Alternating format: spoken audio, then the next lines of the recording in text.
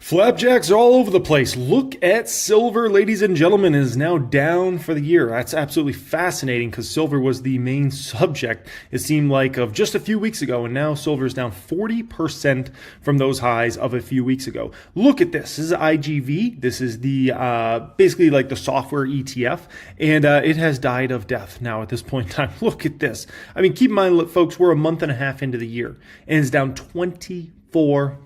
Absolutely dead. Those stocks continue to get obliterated. Look at Intuit stock.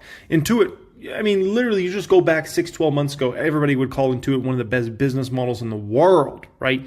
And look at this stock. It's down 42.5% year to date. Absolutely nasty. Salesforce down over 30% year to date. Once again, this is another one. You go back 12, 18 months ago, people would call this one of the greatest business models in the world, and these stocks are just being sold relentlessly right now, right? Can't catch a break for that stock. Look at Adobe. This stock is down 25+% year to date. It's getting hard, I will say, with Adobe, it's starting to get hard to push the stock down. The forward P is down to like 11 or 10 now at this point in time, so that one's getting tough to push down. ServiceNow got some great news today, and it still didn't end up mattering. The stock ended up red after it was very green early in the morning, essentially. That stock's down well over 30% so far this year, and once again, we're a month and a half into the year. Unbelievable. Mag 7 stocks suck in 2026. Look at this. Every single stock is Red Dead Redemption this year. Every single one. I mean, unbelievable. Nvidia's down, Meta's down, Apple's down. I was kind of shocked Apple's down because I thought like Apple was having a good year, and then I looked and I was like, oh no, Apple's actually red for the year? That's crazy. Google McDougal's down, Tesla's down, Amazon's down big, and Mr. Softy Microsoft is the worst of them all with a 16+% downward move here in 2026. Look at this. This shows you a heat map of the S&P 500, and man, there's a lot of great green pockets out there. Walmart, Costco, Coca-Cola, Pepsi, Procter & Gamble, Home Depot, Caterpillar, John Deere. Like, you go through a lot of these companies, a lot of the energy stocks, very nicely green, but man, a lot of these Mag 7 type stocks, just not the place. Meanwhile, you look at a stock like this. I posted this on my X page here today. If you ever want to follow me on X, I always have it linked in the description area down there. I said this boring restaurant stock has outperformed 90+% of tech stocks the past few years, and it's fascinating, right? Like, Cake has basically 2x'd my money from my initial buys, just back in kind of like mid-2023. Fascinating. A stock like that performing tremendous, up almost $70,000, and it doesn't account for dividends received in that stock. Since I started buying Cake's basically doubled, right? Meanwhile, IGV, that software ETF, is up 36%, and Mr. Softy's up 28%. Shows you, if you get in the right positions, it can, change things dramatically, and especially in regards to the timing you get in. Look at a stock like Elf. Elf's up almost 12% this year. It's been a very volatile year for the stock, but at the end of the day, it's been a good year so far. Like, you can make 12% in a month and a half, you'll gladly take that. Nike's green for the year, we'll take it. Estee Lauder, this stock's up over 5% year to date. Boring stocks, man. They're winning. Mag 7, it's got all the talk and all the hype the last several years, tech stocks in general, but those stocks are just not the play right now, and it's these boring companies that no one's wanted the past 3 years that all of a sudden we're seeing a flood of money come into them, right? Look at this. This is my hedge against Tesla stock. This is 2x leverage against Tesla. It's up over 18% this year. Talk about a phenomenal hedge, right? 4 core subjects I want to get into in this video here today. 1, are Micron, MU, and SanDisk tricks or treats? Are those stocks? Those have been 2 of the hottest stocks in the stock market the past year, even year to date. Are they a great buy, or is this a trick situation? We'll talk about that at the top of this video. Second, I want to talk about the ultimate long-term stock to buy, essentially, okay? The stock that is got the next 10 years set up so phenomenal for them. We'll talk about that in this video and what stock that is. Third subject up here, we'll talk about 3 non-tech stocks that I love right now. Well, 4th subject, SaaSpocalypse. It's going on. I'm going to rank in this video my top 5 SaaS stocks in this video here today. Talk about a freaking banger. Is this a banger or is this a banger, baby? Okay, this is a banger of a video. One thing all I need from you guys, if you haven't already done so, just hit that little thumbs up button, smash that little like button for me. I hope you can do that. I've been prepping this video for hours and hours and hours for you guys here today, and all I need is a little smashing in return, okay? Appreciate you for being here. Make sure you're subscribed. Make sure you got notifications on. All that good stuff, okay? Listen. This is a 1-year chart of SanDisk, and Micron versus SP 500. SP 500 up 11%, MU stocks up 274%, and SanDisk up a shocking 1,150%. Unbelievable. Memory for the win, right? So look at a stock like MU here, okay? MU right around $400 here today. Look at the trailing 12-month trend of revenue. Clearly it's up and to the right, but look what's about to happen to the revenue. It's going to go to the moon. So when you see a stock like MU and you see the stock up so dramatically, right? Almost 300% over the past year, understand it's not for no reason. It's because their business is blowing up in a great way right now, right? What they're able to command for pricing of memory is going through the roof. And memory in general, demand for memory in general is going through the roof. You got to understand all this AI is using unbelievable amounts of memory, okay? And so this isn't going to stop. Like, this is unbelievable amounts of memory that need to be used over the next several years. When you see NVIDIA making all this money over the next few years, when you see AMD making all this money over the next few years, just understand this doesn't happen without memory. It's a core need in these products essentially. Look at the trend of net margins and gross margins for Micron. And this isn't over. It's going to go much higher before it goes lower. I can tell you that in regards to net margins and gross margins. This trend will continue for quite some time here, okay? Additionally, this shows you, we're looking at 1000xstocks.com, by the way, here. Check out the trailing 12-month earnings per share. This is where we're at right now. It's an insane increase over the last several quarters, but it's nothing. Literally nothing compared to where these earnings per share is going over the next 12 months, essentially. It's going to be like a night and day difference for MU overall, right? Operating cash flow, this is where we're at right now for operating cash flow for Micron. Imagine where this number is a year from now. With the demand that Micron has, with the pricing they're able to command, oh my gosh. And here, ladies and gentlemen of the jury, here is the most amazing thing about all this. I just showed you demand for memory is going insane, pricing's going insane, the revenue is going insane, net margins are exploding higher, gross margins are exploding higher, earnings per share is exploding higher. It looks like the perfect scenario and the perfect stock, and none of this AI wave happens without memory, right? And keep in mind, there's only a few major memory companies in the world, right? But the best part of this whole story is this. The forward PE on Micron is under 10. You look at that and you're like, dude, how is that even possible? This company's business is going insane. The numbers they're going to put up for the next several years are going to be ridiculous. How is this company trading at a forward PE of 10? You would think it'd be 30, 50, 70, 90 forward PE, like way higher number than 10, right? Well, here's the deal. Okay, so we know their earnings per share is going to go insane this year. We know it's going to take another leg higher in 27, right? And we know it's probably even going to go up in 28. But here's the issue. We have a major moderation that likely comes in 2028. Could come in 2027, but I think 2027 will still be a nice increase. It's going to be way less of an increase in 26. Keep that in mind. But things are going to start to moderate definitely in 2028, in my opinion. So then you got to ask yourself, what happens after that? Well, here's what happens to memory chip companies. They go through busts and boom cycles. A bust, and then a boom, and then a boom, and then a bust. And it's over and over and over and over again. I'm showing you right now the earnings per share on a quarterly basis of Micron over the years, okay? This is dating all the way back to kind of like 2011. So we can go back. Basically, it's like a 15-year chart, right? So MU right here is going through a complete bust cycle in regards to memory demand. Then they go through a boom cycle. Then they go through a bust cycle. Then they go through an insane boom cycle. And guess what happens right after that? A big bust cycle. And then right after that, guess what happens? A big boom cycle. Followed by, guess what? A massive bust cycle. Followed by, guess what? What we're in right now is a massive boom cycle. Not only are we in a boom cycle, this is the biggest boom cycle Micron's going to have ever seen in their business model's history by a mile, right? And that's also why the stock's way higher than we've ever seen it before, right?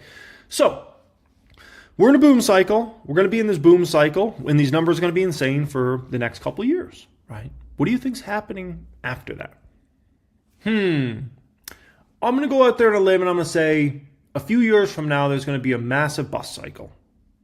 Ladies and gentlemen, that is why people don't want to pay up for Micron stock. That is why it trades at a forward P of 10. Because everybody's understanding, yeah, this company's going to have an unbelievable year this year, an unbelievable year next year. And then things start to moderate in 28, and guess what happens after that likely? Major bust cycle.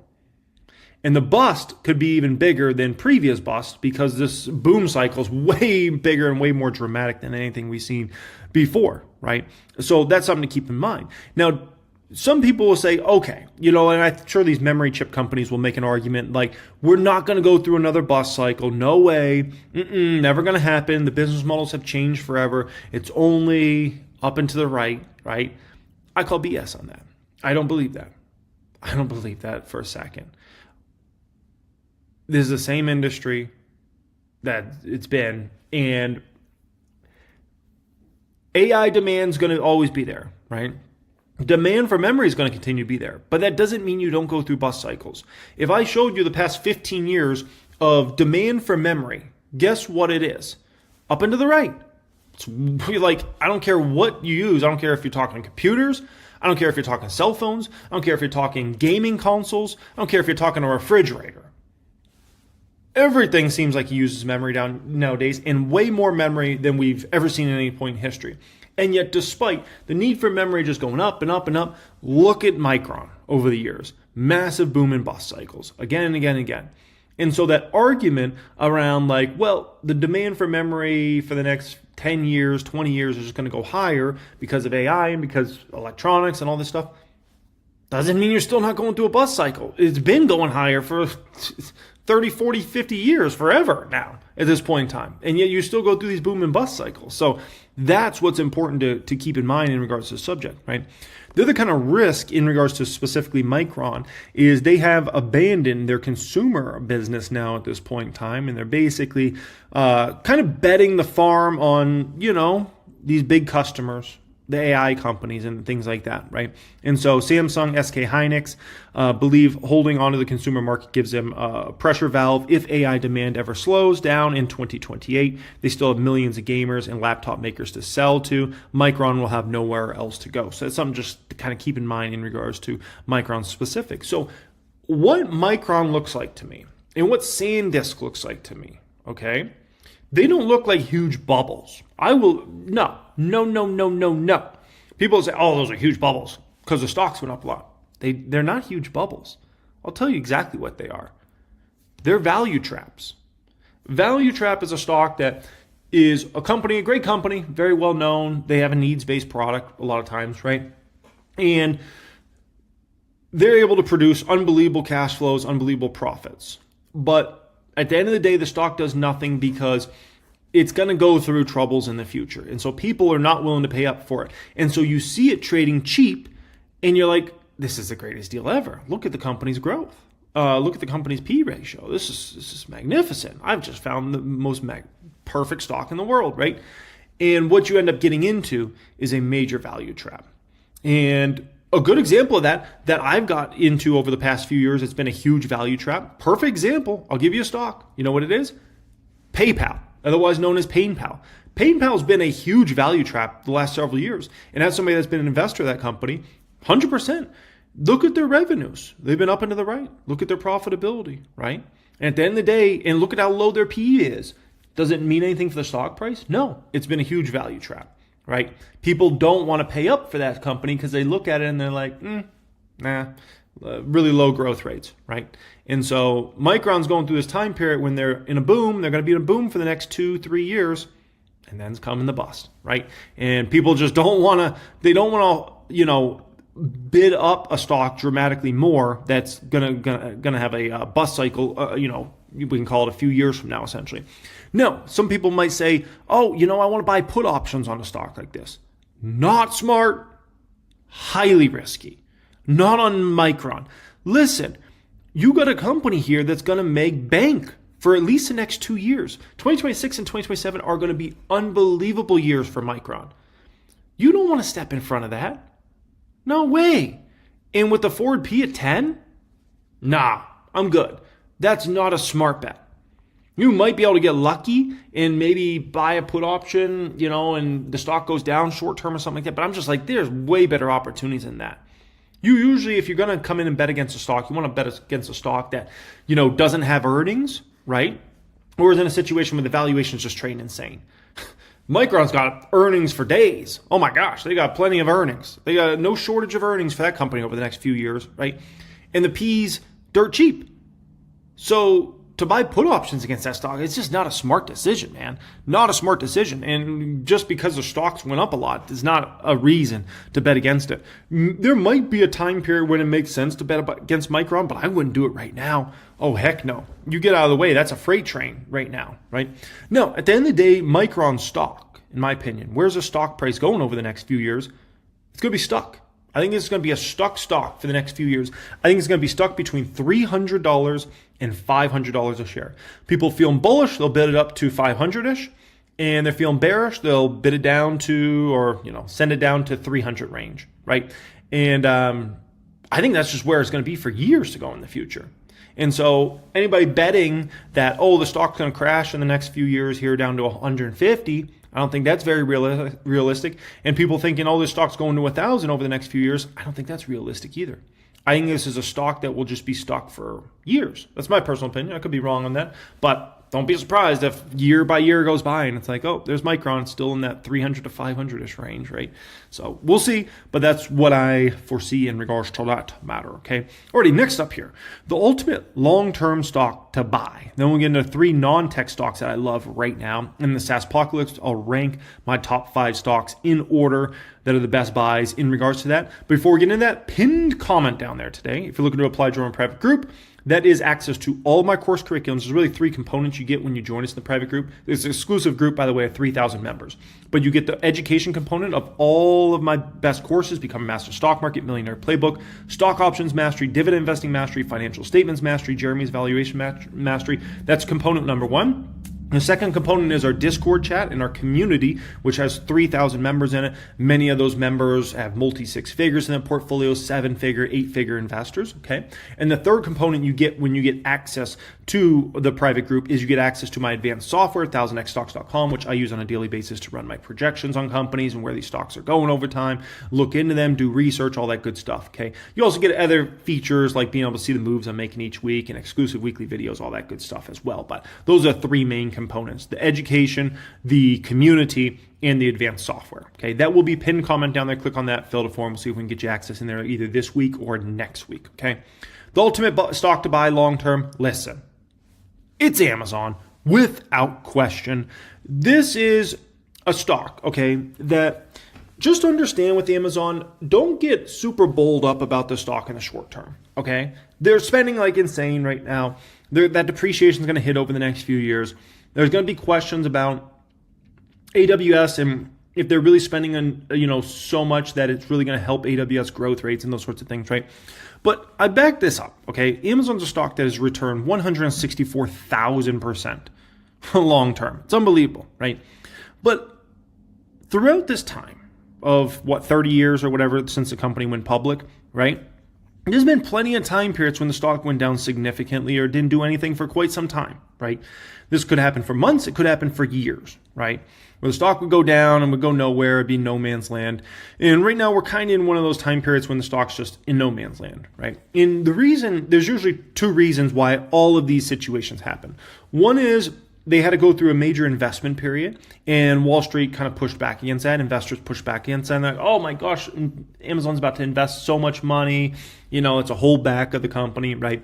And the second reason is if growth rates were slower than people thought they were going to be, right? And part of that was kind of in the tech bubble blow up there. You could say valuation as well, but definitely growth rates weren't as epic as some people had thought they would be. Even in the great financial crisis, that happened as well, right? And so those are kind of the 2 main things that can happen and can push Amazon stock down or just make it flat for quite some time, right?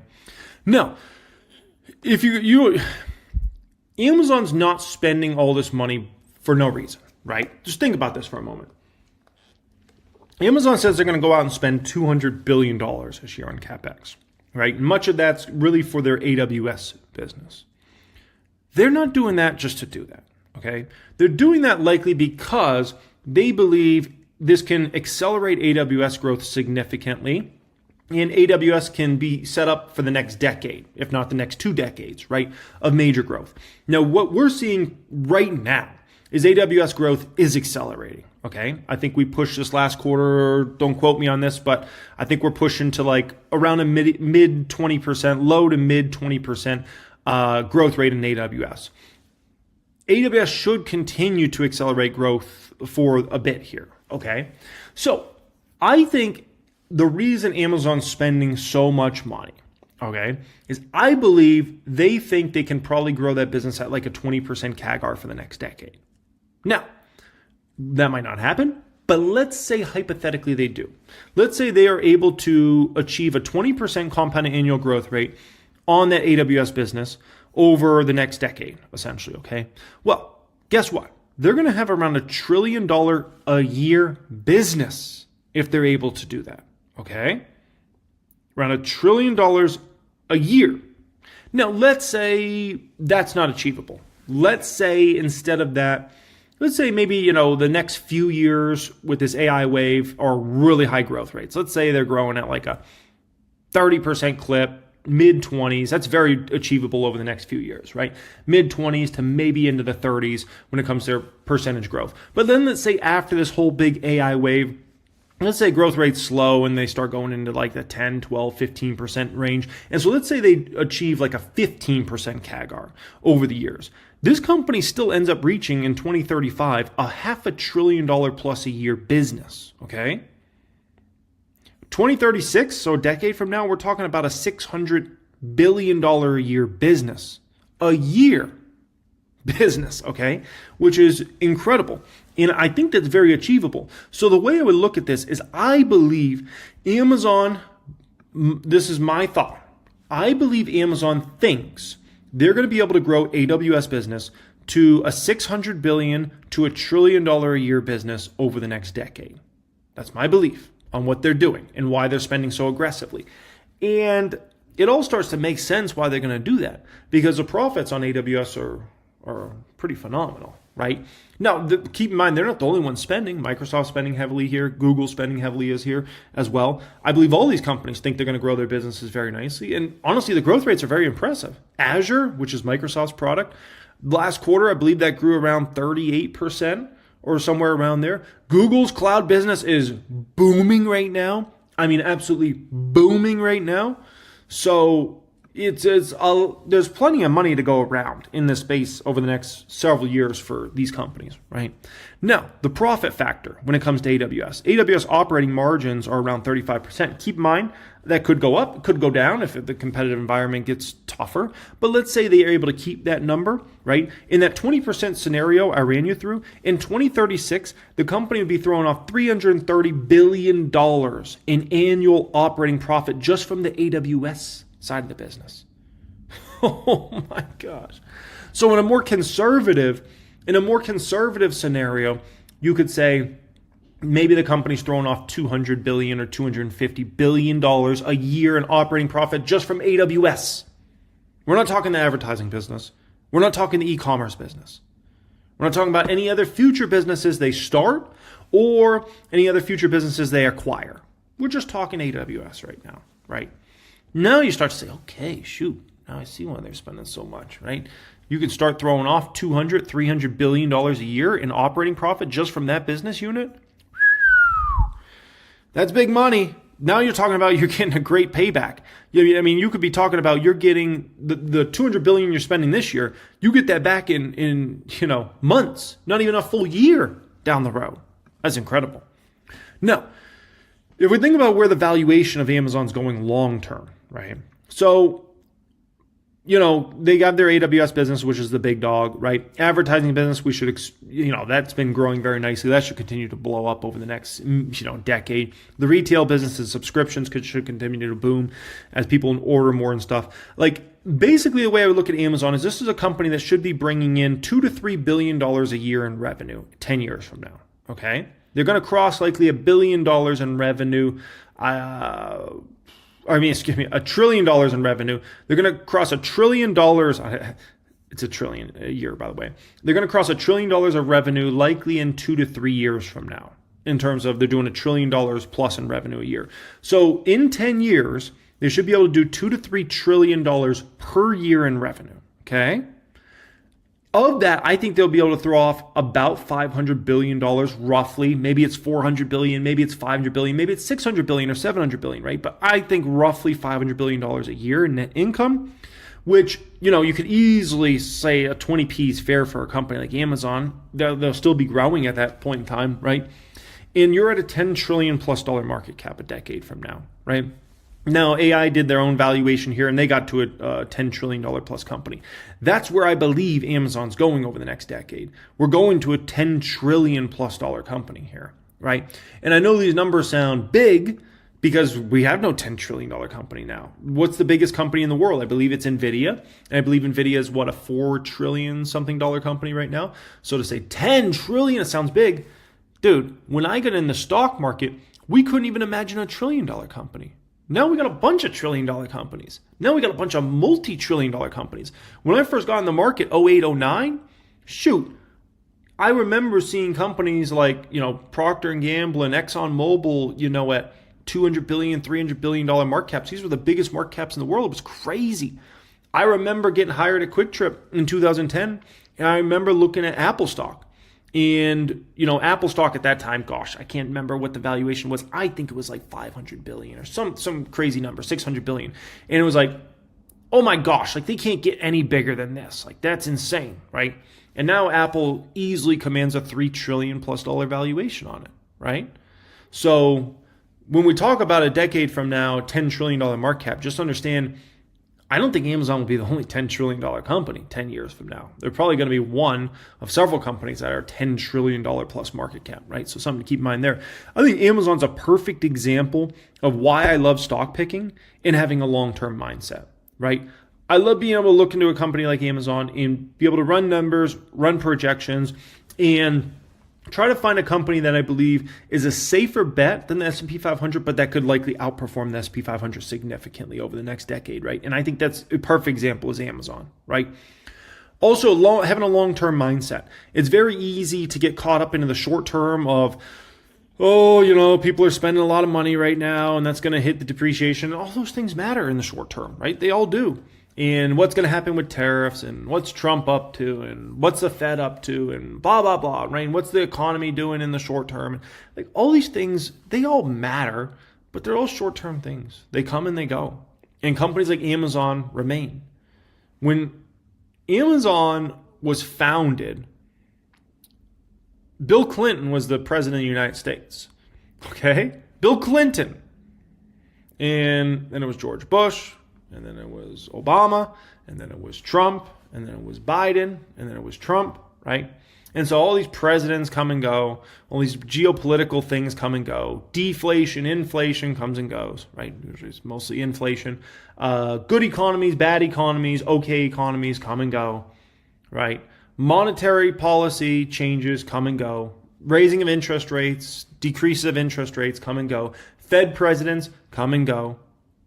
It all comes and goes. It's all just do. And yet Amazon remains and gets bigger, stronger, right? And that's the thing with great companies. And that's why it pays to really stay focused on the long term. Because there's just so many times you could have got caught up in the short term with Amazon, right? Oh, they're spending a lot. They're spending so much on this e-commerce infrastructure. And look at the e-commerce business loses the money. Why are they spending so much? Like there was a lot of debate and questions about that 10, 15 years ago, right? Oh my gosh, they're spending so much. Like they're building all these warehouses. They're getting all these trucks. They're going to do their own delivery networks. There's no way they're going to make money off this. They're only going to charge blah, blah, blah, blah, blah, blah. You gotta put the trust in the big dogs that run these companies and they know what they do. And honestly, they got a pretty impressive track record, right? Doesn't mean they can't make mistakes and they will make mistakes, but doesn't mean they're perfect. But man, they do a pretty dang good job over time, right? Have a long-term mindset. Try to find great companies, right? Okay, next up here. 3 non-tech stocks I love. Okay, and then we'll get into my top 5 SaaS stocks. Well, number 1 is Cake. This is a stock I have loved for years. If you watch my channel religiously, the amount of times you probably heard me talk about Cake and feature it on 3 stocks I'm buying and 5 stocks I'm buying and all those sorts of videos is a lot, right? It's a great company. It's made me $70,000 of profit so far. That doesn't even include all the dividends it pays me out over time, right? And when it comes to cheesecake, they got the ATM machine, which is Cheesecake Factory, but then they have North Italia, which is expanding across the United States and will continue to over the next decade. And they have Flower Child that's expanding all over the United States over the next decade and will continue to, right? And they got a bunch of concepts behind those concepts that are next up, essentially. And so Cake's just a growth engine with a core business. They got a core business with Cheesecake Factory that's an absolute profit machine, right? And then they have all these growth concepts coming behind it. So it's like, I think it's one of the most perfect, I think it's the most perfect restaurant stock I've ever seen. I've never seen a restaurant stock that you could get an ATM machine for a core business model with a bunch of major growth concepts coming behind it. You've never seen that before. Like if you think about like Chipotle was, like a super expanding concept, but it wasn't like they had a core business that was like super profitable in those days, right? You could go through almost everybody. Like Texas Roadhouse was kind of a one-trick pony. It's not like they had a bunch of growth concepts coming behind them and things like that. Like, even though they technically do own a couple other concepts, but those are kind of like joke concepts compared to like a North Italian, a Flower Child. So you really go through it and it's just like, this is a very special company. This is a 101 in the restaurant space, like something we've never really seen before, right? And so here are my projections for Cake. This is my bull case for Cake. I have them doing 9% revenue growth on average per year over the next several years. Keep in mind, stuff's always getting more expensive. So basically, Cake can get 2 to 3% of revenue growth per year just based upon inflation, right? So that's something to kind of keep in mind there. So you're almost guaranteed to get 2 to 3% of growth from that. Then you get a few other percentage revenue growth from North Italia and Flower Child and the other concepts expanding. And then, as far as Cheesecake brand goes, you just got to do a little more volume, right? And, you can see how you can get to a 7% or maybe even a 9% growth rate. For the bull case, I have a 9% growth rate here, right? Net income growth, 11%. I had them outstripping revenue when it comes to net income. And so, if you got a restaurant concept like Cake growing 9% top line, 11% bottom line, 28 to 33p is pretty fair, which gives me a CAGR easily in the mid-20s to high 20s here. Very attractive, right? This is my base case, just a fancy way of saying what I expect. 7% revenue growth on average for the next 4 years, 9% net income growth, right? 25 to 30p be fair for a company like Cake growing at those sorts of growth rates. And we're talking a low 20s CAGR here for Cake. This stock's on its way to 100 plus. And that's why I hold Cake. It's going to 100 plus, baby. Okay. And here's the other thing when it comes to Cake. Pays me a dividend every 3 months. Pays me 27 cents per every share I own. Right. And so that means I make $877 every 3 months paid out to my public account. Right. Which then I can go buy more Cake shares of or buy other stocks with. And then obviously I own Cake across portfolios, so they pay me a lot of dividend money all the time. And I take that dividend money and go buy other stocks with it. And it's beautiful, beautiful dealio in regards to Cake. So Cake is a very, very special stock. I think it's very underrated. I don't think, and keep in mind with the dividends, like they're probably not going to up their dividends much over the next few years because they need to spend that money really on North Italia expansion and Flower Child expansion. But just keep in mind, those are going to produce unbelievable profits, which then longer term, if they want to pay much fatter, bigger dividends, they can. Okay, so just keep that in mind. Number 2 or 3 is ELF. ELF's another great example of a stock that's non-tech related that I absolutely love. This is a stock that has performed tremendous for me over the years. It's a very volatile stock in the past couple of years. A lot of drama. There's a lot of moving parts. Like they bought several brands. Those brands are looking phenomenal, especially in regards to Road. That's a game changer for the company. Growth rates were ridiculous at one point for them. Those growth rates slowed down. You had the tariff drama. You just had a lot of moving parts in regards to ELF here, okay? But at the end of the day, this is a great growth company that puts up their numbers. Based upon my projections for ELF, my bull case, I have this stock going to $238 to $272 in my bull case come 2029. For $80-something stock, it's pretty attractive. My base case, just a fancy way of saying what I actually expect, I have the stock going to $160 to $187 a share come 2029. that's tremendous upside from here, essentially, right? So Elf, absolutely a company I love. Boring stock, cosmetics. I'd like to make money. Making money to me is not boring. It just never gets boring. I'm amazed. I'm like, you think you get bored of making money. I just never get bored. It's just always fun, right? Next one up here, number 3 of 3, is this one. SoFi, non-tech related technically, even though some people would say, well, it's kind of a fintech, and that's true. But SoFi is really the future of banking, and you really look at how many members they've attracted, the revenue trends, the margin trends, and those sorts of things. It's unbelievable. We're up 134% on the stock, up $56,000, which is a very small number compared to something like Elf, which is up over, we can call it around 1,100%, right? But SoFi has been a great stock for me. I think it's going to continue to be a great stock for years to go in the future. And the thing with Anthony Noto running the company is, as long as he risk manages his company properly, which that man, he comes a long time ago from Goldman Sachs. You really learn about risk management at a company like Goldman Sachs, right? As long as he continues to run this company from a risk management standpoint, like the world is theirs. Like the thing for Noto is he just got to not screw it up. It's as simple as that. You have a company here that's so good, it's like a racehorse. You just got to not screw it up, man. As long as you don't screw it up, like the world is theirs. It's unbelievable. The growth rates this company has is unbelievable. So SoFi, the future of banking, as simple as that, right? I would think an honorable mention for a non-tech stock I love is Nike. Nike's an honorable mention here. The turnaround's clear as day now at this point in time for Nike. Elliot Hill's doing an amazing job. He actually had a really good interview recently with Bloomberg that I really liked. But yeah, Nike, it's definitely the turn. There's not a question about the turnaround anymore at this point in time. Like you look at the North American numbers, they're great. The China numbers will likely start to turn as this year goes along and get better and better. So Nike, honorable mention. Okay. Next up here, we got a SaaS apocalypse going on for all these SaaS stocks. Let me give you my top 5 SaaS stocks ranked in order. Keep in mind, let me say this first. I am buying SaaS stocks very heavily in the first quarter. Something I telegraphed I would do, seeing the weakness, and I'm trying to get my hands on as many shares of some of these great SaaS stocks as I possibly can here in the first quarter. That does not mean I'm done buying them. I'm going to probably buy these stocks for the whole year. But the aggressive buys is really in this first quarter because this is where a lot of the damage is occurring essentially. And so there's no doubt there's some SaaS stocks that are going to be replaced, right? There's some that are going to be irrelevant or have trouble growing their businesses and things like that. There will be some that will be value traps, right? And you can make arguments that if you think these companies aren't going to really grow very much over the next several years, you can make an argument that many of these SaaS stocks will be value traps in the end. That's a fair debate that can be made there, right?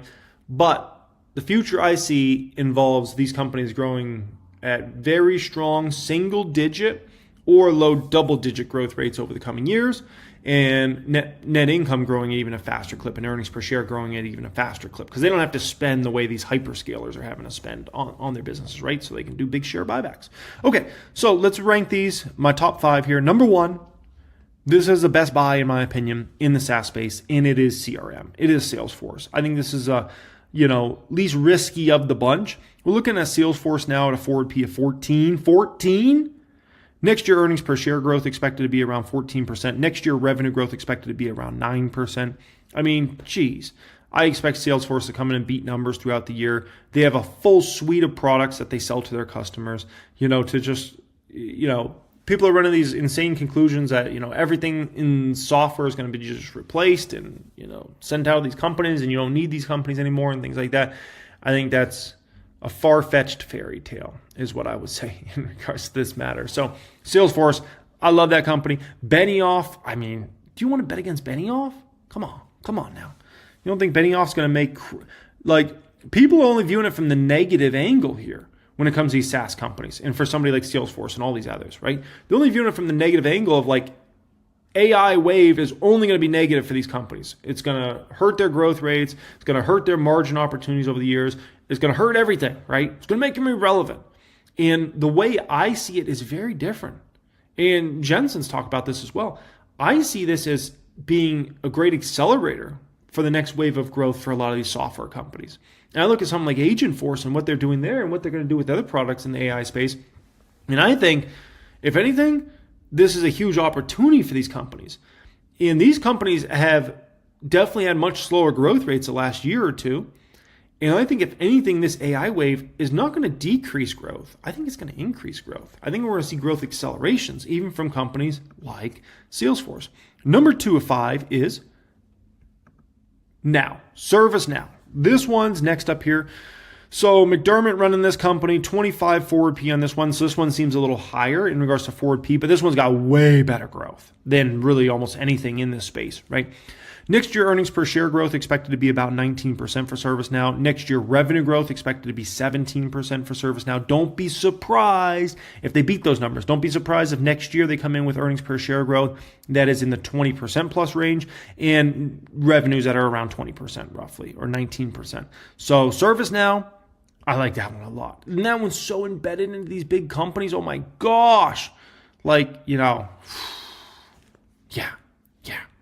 Next one up here is ADBE. This is the one I think people could make the strongest argument that it's a value trap, right? And that you're not going to make money and it's a PayPal type situation. I think that's fair, but I just don't see it like that. I don't think people understand how Adobe makes most of its money. Adobe makes most of the money from big companies, from their marketing departments and creation and all those sorts of things, right? And so Adobe is still necessary for doing all these high-end things that you want to do with images and photos and for marketing and all that sort of stuff. And so when you're in the Adobe ecosystem, you could get out, but a lot of times it just doesn't make sense. It does not make sense. And many of Adobe's businesses are growing exponentially right now. Not talking like, oh, this business grew 3%. No. They're growing, like some of their businesses' revenues are growing at unbelievable double-digit clips. And so once again, we got another company here that people are only looking at as a negative. There's no opportunity for Adobe when there's a huge opportunity for them to expand their business much more substantially in the AI space over the coming years, right? Next year, earnings per share growth expected to be 13+% for Adobe. Next year, revenue growth expected to be over 9% for the company. Don't be surprised if they come in and beat numbers there, okay?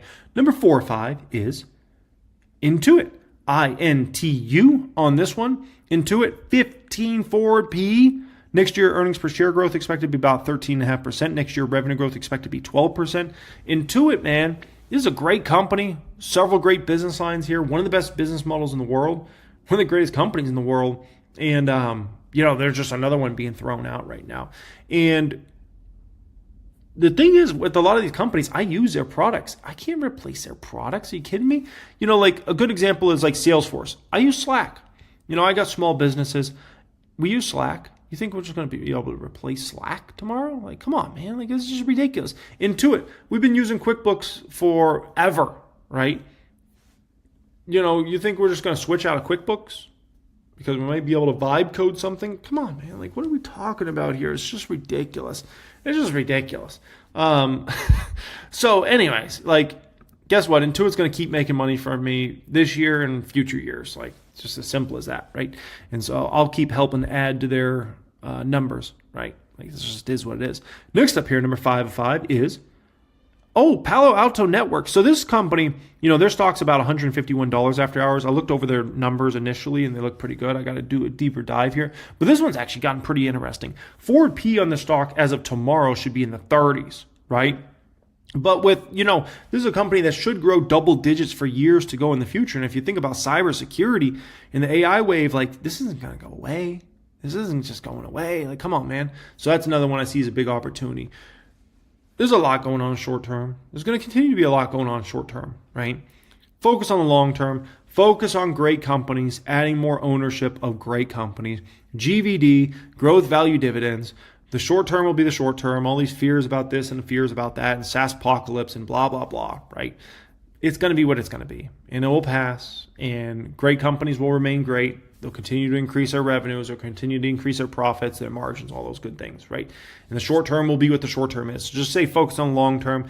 Buy companies that you're going to pat yourself on the back and say, great job for buying the stock 3 years ago, 5 years ago, things like that, right? That's what I do. Elf's a great example. Elf, 1,100% up since we bought that stock years ago, back in 2019. Elf's been through so much, so many different growth rates the company had, so much drama, so much this, that. There were short reports back in the day, just a million different things. And yet, at the end of the day, it gave me 1,100% gain, right? And I think a lot more gains in the future. And so stay focused on great companies, stay diversified, growth stocks, value stocks, dividend stocks. There's opportunities in all three of those, and continue to build stronger and stronger day after day, month after month, year after year. Okay. I appreciate you for joining me as always. If you're an individual that wants access to all of my course curriculums, you want access to my private community, if you want access to exclusive weekly videos, my advanced software, 1000xstocks.com, all that sort of stuff, that will be pinned comment down there today. It's really a group mainly for $100,000 plus net worth individuals. However, you can always apply if you have less than $100,000 net worth. It just might not be the right fit for you. Once you join us in there, we'll send you your Steel membership cards, all that good stuff. Much love and have a great day.